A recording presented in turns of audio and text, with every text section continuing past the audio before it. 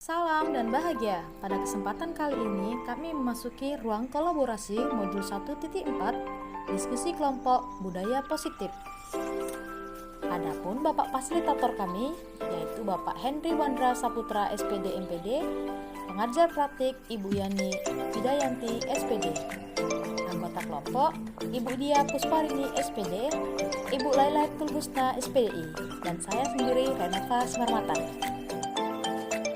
Pada kesempatan kali ini, kami akan menjawab pertanyaan dari 4 kasus yang disediakan di LMS. Kasus pertama, yaitu tentang Ibu Santi yang sedang sakit dan digantikan dengan Ibu Eni di kelasnya. Adapun pertanyaannya yaitu, dalam kasus di atas, langkah-langkah restitusi apa yang sudah dijalankan oleh Ibu Santi? Jawabannya, langkah-langkah restitusi yang dilakukannya adalah 1. Memvalidasi tindakan. Ibu Santi menanggapi bahwa tindakan itu boleh saja dilakukan bila mereka sungguh-sungguh ingin meminta maaf, namun Ibu Santi menenangkan kembali apa yang mereka bisa lakukan untuk menggantikan rasa tidak dihormati Ibu Santi. Yang kedua, menanyakan keyakinan. Vivi dan Natali mengakui bahwa perilaku mereka tidak sesuai dengan keyakinan kelas. Dengan pernyataan, Ibu Santi melanjutkan kembali apa yang akan mereka lakukan untuk memperbaiki masalah. Apakah ada gagasan? Pertanyaan kedua, menurut Anda, apakah restitusi yang diusulkan Vivi dan Natali sudah sesuai dengan pelanggaran yang telah dibuat? Apakah langkah-langkah restitusi yang telah dilakukan mereka? Jawaban, restitusi yang diusulkan Vivi dan Natali sudah sesuai dengan langkah-langkahnya. Mereka mengusulkan bagaimana kalau mereka mengadakan sebuah diskusi kelompok dengan teman-teman sekelasnya. Tema yang mereka pilih adalah penerapan keyakinan kelas, terutama tentang sikap saling menghormati dan bagaimana penerapannya di kehidupan sehari-hari di sekolah. Usulan keduanya adalah mengirimkan email kepada Ibu Eni tentang gagasan mereka tersebut.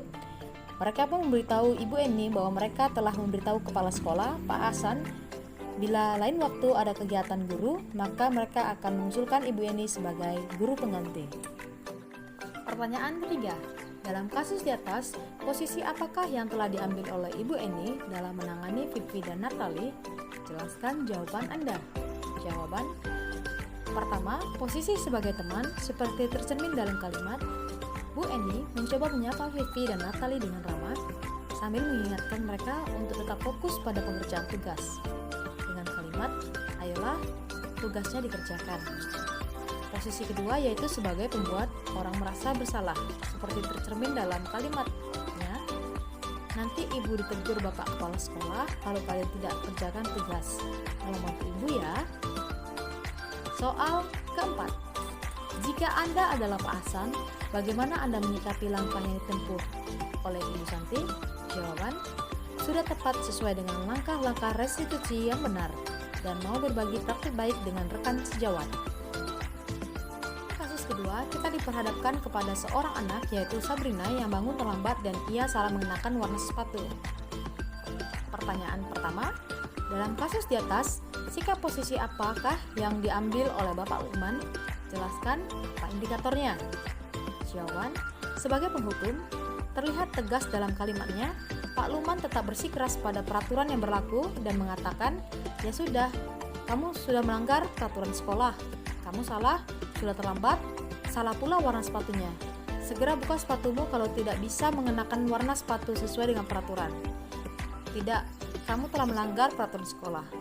Kalau tidak sanggup, ambil sepatu di rumah atau diantarkan sepatu ke sekolah. Ya sudah, kamu tidak bersepatu saja seharian di sekolah. Sekarang copot sepatumu dan silakan belajar tanpa sepatu seharian. Pertanyaan kedua, bila Bapak Lukman mengambil posisi seorang manajer, apa yang akan dikatakannya? Pertanyaan-pertanyaan seperti apa yang akan diajukan ke Sabrina? Jelaskan. Jawaban, mengajukan pertanyaan dengan pendekatan segitiga restitusi, menstabilkan identitas, memberikan pernyataan bahwa membuat kesalahan adalah hal yang manusiawi. Memvalidasi tindakan dengan cara apa peraturan yang ada di sekolah kita, dan yang terakhir menanyakan keyakinan dengan cara apa tindakan kamu sudah sesuai dengan keyakinan kelas atau sekolah. Apakah kamu bersedia memperbaiki kesalahan ini?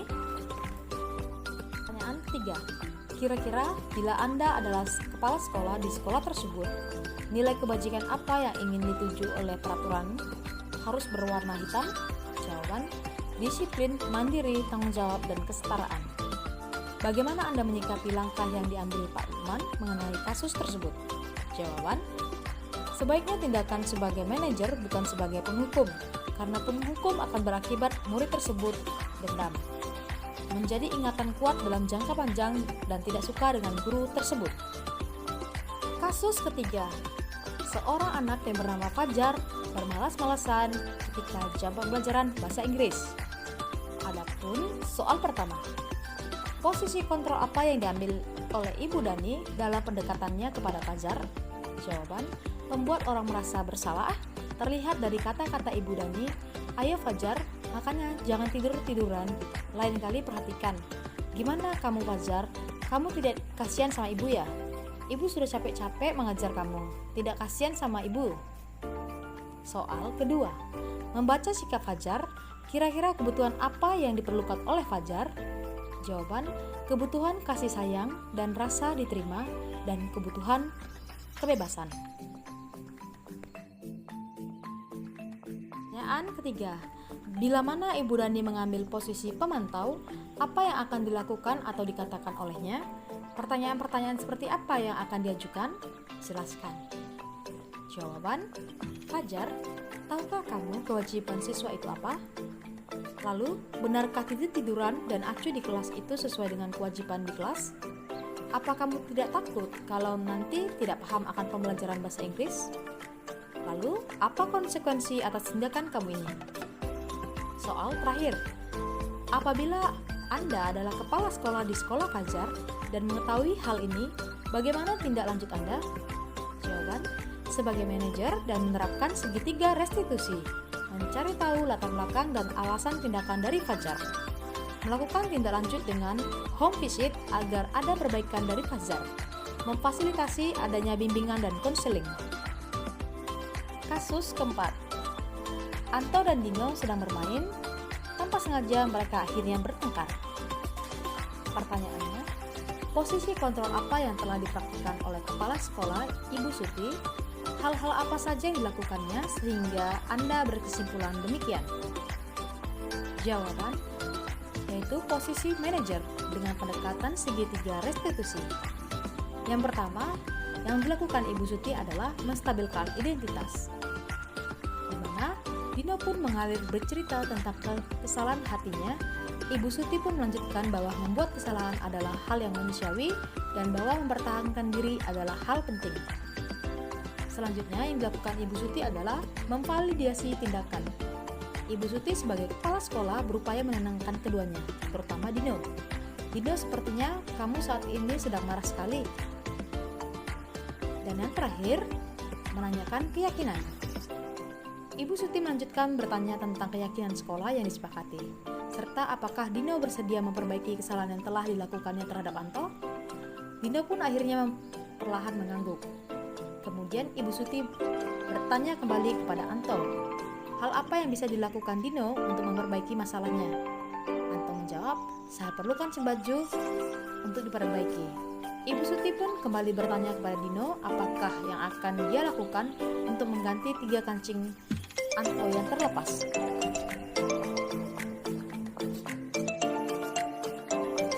Soal kedua, dalam kasus tersebut, bagaimana Dino dikuatkan? Bagaimana Anto dikuatkan oleh Ibu Suti? Jawabannya, menanyakan kebutuhan masing-masing. Dino dikuatkan dengan cara, Dino, sepertinya kamu saat ini sedang marah sekali. Dino, apakah kamu bersedia belajar menjahit? Untuk Anto, dikuatkan dengan cara, Ibu Suti bertanya kepada Anto, hal apa yang bisa dilakukan Dino untuk memperbaiki masalah? Hanya perlu kancing baju.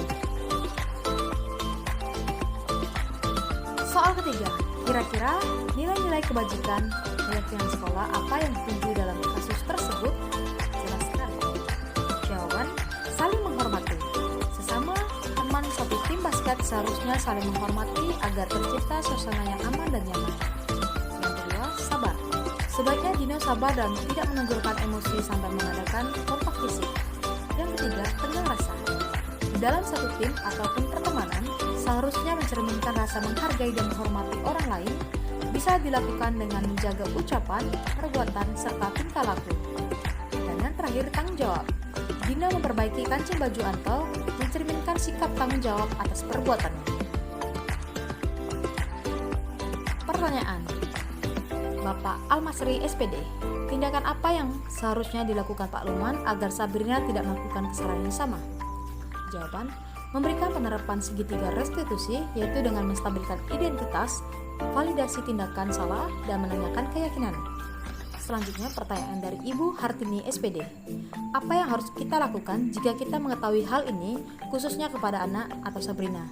Jawaban, memberikan semangat dan menerapkan segitiga restitusi agar anak tidak melakukan kesalahan yang sama dan lebih bertanggung jawab lagi.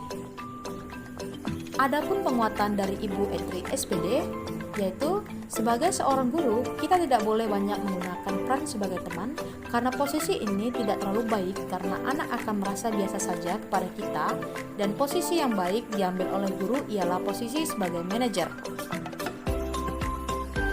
Kesimpulan, segitiga restitusi merupakan proses menciptakan kondisi bagi siswa untuk memperbaiki kesalahan mereka dengan menyadarkan siswa akan tindakan yang ia lakukan sehingga mereka bisa kembali pada kelompok mereka dengan karakter yang lebih kuat.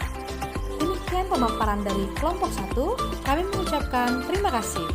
Salam dan bahagia. Salam guru penggerak, bergerak, tergerak, dan menggerakkan.